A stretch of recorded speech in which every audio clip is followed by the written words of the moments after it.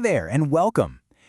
From the watch on your wrist to the car in your driveway, our entire world is running on these hidden powerhouses. Today, we're going to decode their secret language and unlock the amazing world of gears. I mean, have you ever really thought about that?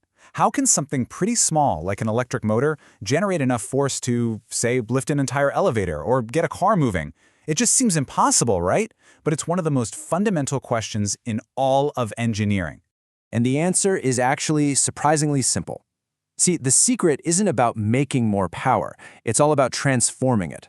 The real trick is learning how to control and transfer that energy from where it's made to exactly where it's needed to do some work. And that, my friends, brings us to the absolute stars of our show today, gears. They are the elegant, they're the ingenious solution for putting all that power into motion. So let's get this core concept down first. At its very heart, a gear's whole job is to perform what's called mechanical power transmission. That's really just a fancy way of saying it moves energy from a source, like a motor, to a destination where it can do something useful. Okay, so you can think of an engineer having this amazing toolbox, and it's just full of different kinds of gears. The choice of which tool to pull out really comes down to one key question. How are the shafts set up?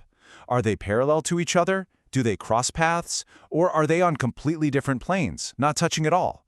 Each one of those scenarios needs its own special solution. All right, let's dive into the first and honestly the most common challenge an engineer is going to face, sending power in a straight line from one shaft to another that's sitting right next to it. So here's the puzzle, right? You've got two shafts. They're parallel. You have to get the rotation from the one that's driving the whole thing to the one that needs to be driven, and you need to do it efficiently and reliably. So, how do you do it? Well, you start with the most fundamental tool in that whole toolbox, the spur gear. It's simple, it's effective, and I guarantee you've seen it 1,000 times. This is the absolute classic gear design. Just look at its design. The teeth are perfectly straight, which lets them handle a ton of power. But that super strong, straight design, it has a downside. The teeth engage all at once, which creates this kind of sudden impact that makes them pretty noisy.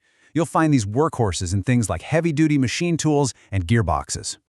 Okay, but what if you need all that power, but you can't have all that noise? For that, an engineer reaches for a much more refined tool, the helical gear. The big difference here, the secret sauce, is that the teeth are cut at an angle. This little angle means they engage progressively. They kind of roll into contact instead of just slapping together. The result? A much smoother and quieter operation. Now, there's always a trade-off, right?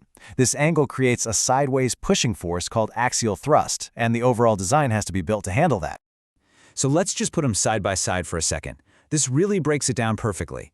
If you need simplicity and just raw power, you go with a spur gear. But if you need high speed, quiet operation, and you can handle a little more complexity, the helical gear is definitely your answer. You know, the level of precision we're talking about here is it's incredible. Every single part of a gear tooth has a specific name. For example, the very tip is called the addendum, and the root, down at the bottom, is the dedendum. That tiny little gap between the tip of one tooth and the root of the one it's meshing with, that's the clearance, and it's absolutely critical for preventing grinding and allowing lubrication to get in there. It's what makes sure everything runs smoothly. All right, so we've totally got this sending power in a straight line thing down. But what happens when the path isn't straight? What if you need to, turn a corner? And this is the next big puzzle for our engineer. Your shafts aren't parallel anymore. They actually intersect, and usually it's at a 90-degree angle. Your spur and helical gears, totally useless here. You need a completely different shape. And the solution is a cone. Meet the bevel gear, designed specifically for this exact purpose. You can just see how their angled faces let them mesh perfectly where two shafts intersect. Basically, you can think of bevel gears as the specialists for changing direction. By cutting the teeth on a conical surface, they can transmit that rotation between intersecting shafts. This makes them absolutely essential for any machine that needs to send power around a corner. Okay, now we get to the really clever stuff. We've handled parallel shafts and intersecting shafts, but what about the most complex situations? This is where gear design gets truly ingenious. I mean, just look at this challenge. This is a real head-scratcher. The shafts aren't parallel, and they don't even cross paths. They exist on completely different planes, kind of like two roads on an overpass. How on earth do you connect them? Well, you use this absolutely beautiful and elegant solution, the worm gear. It combines a screw, which we call the worm, with a gear wheel. It's a design that just seems to defy the normal rules of how gears are supposed to engage. And this amazing design? It's got a couple of superpowers. First, it allows for massive, and I mean massive, speed reduction. A single turn of that worm might only move the wheel by just one tooth. And second, it's often self-locking. You can turn the worm to move the wheel, but you can't turn the wheel to move the worm. This is a fantastic safety feature in things like lifts and hoists. All right, we've got one last really unique challenge to tackle. So far, we've only been talking about transferring rotation to another rotation. But what if you need to convert that spinning motion into a straight, linear motion? For that job, you need the rack and pinion. The easiest way to think about it is that the rack is just a gear that's been, well, unrolled and laid out flat. The spinning gear, which we call the pinion, then travels along that rack, turning its rotation into perfectly straight movement.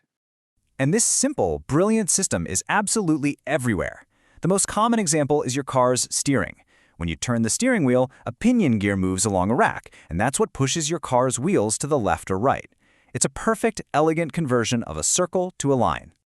So, we've just spent all this time looking at the individual tools in the engineer's toolbox, right? But the real magic, the real genius, happens when you start combining them.